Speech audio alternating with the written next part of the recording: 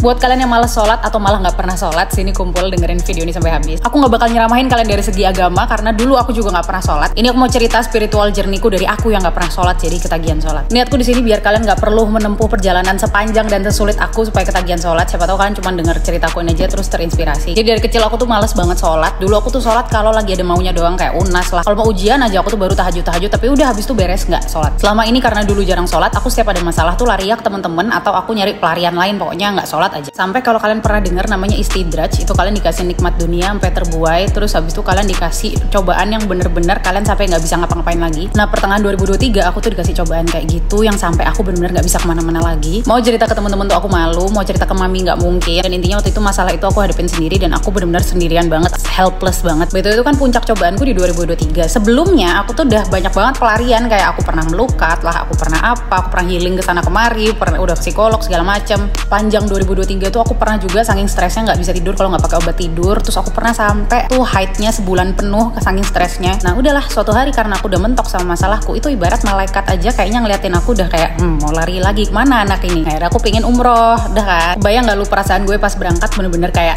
ya udahlah dengan semua masalah ini ayo berangkat. Terus aku bener-bener benerin semua wuduku, semua sholatku aku pelanin, aku bener-bener dalemin semua bacaannya. Nah setelah aku wudhu dan sholat yang bener tuh, aku ngerasa kok aku jadi agak tenang ya. Nah ternyata fakta menarik yang aku baca-baca, kamu kalau lagi tengah hari terus mukamu kena air dingin itu bisa mengurangi stres. Itulah salah satu manfaatnya wudhu. Nah pas aku sholat yang bener juga, sebenarnya kamu pas baca Al-Fatihah kan antar ayatnya tuh harus ada jedanya kan. Nah jadi aku nafasnya tuh tenang kayak. Nah itu ternyata mengurangi stres juga. Terus semua bacaan sholatnya aku dalemin. Nah, jadi aku baca artinya juga dalam hati. Terus habis sholatnya aku doa-doa juga. Nah tuh tiap sholat aku rasanya kayak tenang banget, kayak rasanya habis ngobrol sama psikolog gitu. Apalagi curhatnya langsung ke Allah gitu yang bisa memberikan solusi terbaik kepada masalahku. Nah, waktu itu aku mulai sholat subuh tuh yang bener. Sholat subuh, setelah sholat subuh tuh hatinya rasanya tenang gitu. Mendekati duhur tuh aku gelisah lagi karena masalahku. Terus mendekati duhur aku sholat lagi, tenang lagi. Mendekati asar gelisah lagi, sholat lagi, tenang lagi. Habis itu mendekati maghrib gitu aja terus sampai akhirnya sholat 5 waktu. Coba aku aja nggak nyangka aku tuh bisa sholat 5 waktu. Jadi kesimpulannya untuk kalian yang sama kayak aku dulu nggak ngaruh kalau diomongin sholat itu kewajiban lalala tuh pasti masuk kuping kanan keluar kuping kiri. Aku tuh ternyata baru ketagihan sholat pas aku tahu bahwa sebenarnya aku yang butuh, bukan karena ya aku sendiri yang butuh.